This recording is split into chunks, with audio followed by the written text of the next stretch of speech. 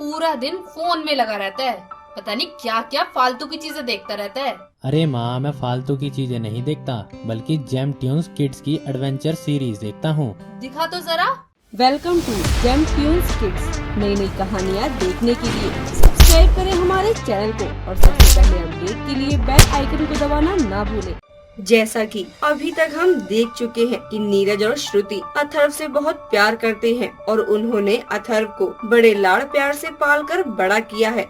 अथर्व ने अभी अभी अपने स्कूलिंग कंप्लीट करके कॉलेज में एडमिशन लिया था कि कॉलेज के कुछ लड़के अथर्व की रैगिंग करने लगते हैं और उसके पिता के बारे में काफी गलत बोलते हैं। अथर्व को इस बात का इतना बुरा लगता है कि वो उनसे लड़ाई करने के लिए अपने कुछ दोस्तों को लेकर जाता है और उस लड़के को बहुत ही मारता है कि तभी उसे पीछे से किसी की आवाज आती है और अथर्व रुक जाता है। उसके सारे दोस्त भी वहाँ से भागने लगते हैं। इससे आगे की कहानी जानने के लिए आइए देखते हैं पार्ट 2।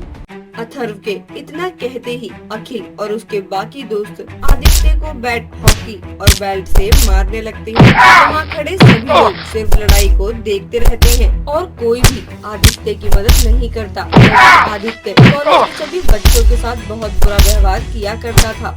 जब भी कोई नया बच्चा कॉलेज में आता तो आदित्य उसकी रैगिंग किया करता था। अथर्व आदित्य को मार ही रहा होता है, तभी पीछे से आवाज आती है, अर्थव रुक जाओ। अथर्व पीछे मुड़कर देखता है और आदित्य को छोड़ देता है। साथ ही उसके दोस्त भी आदित्य को छोड़कर भागने लगते हैं। अथर्व देखता है कि उसके पिता नीरज कॉलेज के प्रिंसिपल के साथ आते हैं और कहते हैं, अर्थव ये क्या कर रहे हो? मैंने तुमसे कहा था ना मुझे कोई शिकायत नहीं आनी चाहिए। पर पापा इसने वो। रुको अथर्व, मैं सर को बताती हूँ इसकी सारी सच्चाई। अंकल, अथर्व ने जो भी किया इसमें उसकी गलती नहीं है। इसने ही पहले अथर्व की रैगिंग की थी। आदित्य ने आपके बारे में काफी कुछ बोला था और उसके साथ लड़ाई भी की थी। और सर, ये इसका पहली बार नहीं था। ये कॉलेज में आए हर नए बच्चे के साथ ऐसा ही करता है, जिससे हमारे कॉलेज का नाम खराब होता है। पर इसके डर की वजह से कोई कुछ नहीं बोलता। अथर्व ने जो भी किया बिल्कुल सही किया। तुम जाओ यहाँ से, और आज के बाद ऐसी शिकायत मिली तो तुम्हें कॉलेज से निकाल दिया जाएगा। बेटा, तुम्हें इन जैसे बच्चों के मुंह लगने की जरूरत नहीं है। तुम्हें कोई भी परेशानी होती है तो तुम मुझसे आके मिल सकते हो। जी सर। चलिए नीरज जी, हम चलते हैं, मुझे आपसे कुछ जरूरी बातें करनी है। इतना कहकर नीरज और प्रिंसिपल वहाँ से चले जाते हैं और अथर्व धृति के चेहरे की तरफ देखता ही रह जाता है। धृति देखने में बहुत ही सुंदर थी। उसकी झीलों सी गहरी बड़ी बड़ी आँखें मानो किसी को भी अपने वश में कर ले, जैसे कि अथर्व को कर लिया था। अथर्व धृति को देखता ही रहता है। तभी धृति चुटकी बजाते हुए कहती है, अरे कहाँ खो गए अथर्व? तुमसे ही बात कर रही हूँ। वो मैं कुछ नहीं। तुमने तो आज आदित्य की धुलाई की, कसम से देखकर मजा ही आ गया। अरे वो तो बस ऐसे ही। नहीं, सच्ची तुमने उसे एकदम सही सबक सिखाया। अच्छा, वैसे तुम मुझे कैसे जानती हो? मैं तो कॉलेज में इतने दिनों बाद आया हूँ आज। अटेंडेंस में तुम्हारा नाम सुना था। आज तुम आए तो सभी ने बताया कि तुम हो अर्थव जोशी, नीरज जोशी के बेटे। तुम मेरे पापा को जानती हो? हाँ ऑफ कोर्स, इतने जाने पहचाने बिजनेसमैन है वो। अच्छा, वैसे तुम्हारा नाम क्या है? ये लो, तुम्हें मेरा नाम नहीं पता? मेरा नाम ध्रुति है, जान पहचान कर लो। तुम्हारी ही क्लास में हूँ। कभी भी कुछ काम हो तो तुम मुझसे हेल्प ले सकते हो। अच्छा, मैं चलती हूँ, फिर मिलते हैं। हाँ जरूर। इतना कहकर धृति वहाँ से चली जाती है और अथर्व भी अपने घर आ जाता है। अब ऐसे ही समय बीतने लगता है। धीरे धीरे अथर्व और धृति की बहुत अच्छी दोस्ती हो जाती है। अथर्व अब रोज रोज कॉलेज जाने लगता है। ऐसे ही एक दिन अथर्व और धृति कॉलेज की क्लासरूम में साथ बैठे होते हैं। तभी अथर्व कहता है, तुम्हें पता है धृति, तुम बहुत अच्छी हो यार। अच्छा, पर मैंने तो कुछ किया ही नहीं तुम्हारे लिए। जब से मैं इस कॉलेज में आया हूँ तब से तुम ही तो मेरी मदद कर रही हो हर चीज में। शायद तुम मुझे पढ़ाती नहीं तो मैं आज पास भी नहीं हो पाता। अच्छा लाओ फिर मेरी गुरु दक्षिणा। अच्छा, बायां अंगूठा दूं क्योंकि मैं लेफ्टी हूँ। इतना कहकर अथर्व और धृति हंसने लगते हैं। समय के साथ अथर्व और धृति की दोस्ती और अच्छी हो जाती है। अब अथर्व तो मन ही मन धृति को चाहने लगा था, लेकिन उसने अभी तक ये बात धृति को नहीं बताई थी। अब ऐसे ही समय बीतता जाता है। तभी एक दिन अथर्व और धृति कैंटीन में बैठे समोसे खा रहे होते हैं तो अथर्व धृति से कहता है, धृति ये समोसे खाना छोड़ो, कुछ याद है तुम्हें? अरे खाने तो दो, और मुझे सब याद है। बर्थडे आ रहा है मेरा, और क्या। हाँ, तो क्या प्लान है बर्थडे का मैडम? अरे बर्थडे भी मेरा और पार्टी भी मैं दूं। तुम दोस्त हो मेरे, तुम दो पार्टी। अच्छा चलो ठीक है, पर मैं जहाँ भी पार्टी ऑर्गेनाइज करूँगा तुम्हें आना होगा, कोई ड्रामा नहीं चलेगा। चलो ठीक है। इतना कहकर अब अथर्व और धृति समोसे खाने लगते हैं।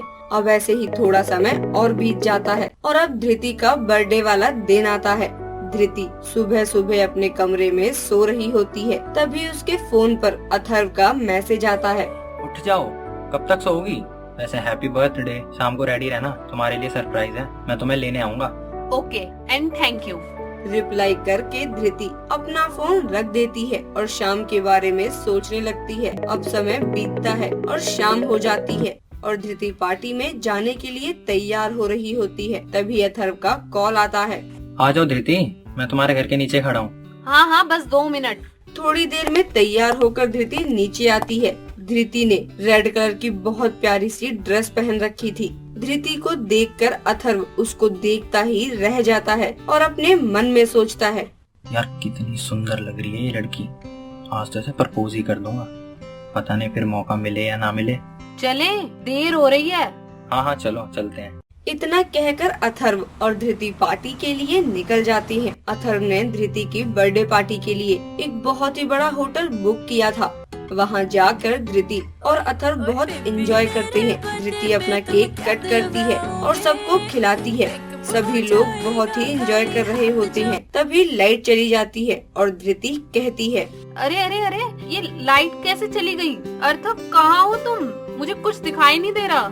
यही हूँ मैं धृति, डरो मत। अथर्व के इतना कहते ही लाइट जल जाती है। तभी अथर्व धृति को प्रपोज करते हुए कहता है, धृति, a simple thing. I just want to say that I love you today and always. I will you be my forever. Yes, and I love you too. इतना कहकर अथर्व धृति को गले से लगा लेता है और कहता है, आज मैं बहुत खुश हूँ। मेरी जिंदगी की सबसे बड़ी खुशी तुम मुझे मिल गई हो। अरे अब बस करो। क्या तुम मेरे साथ डांस करोगी?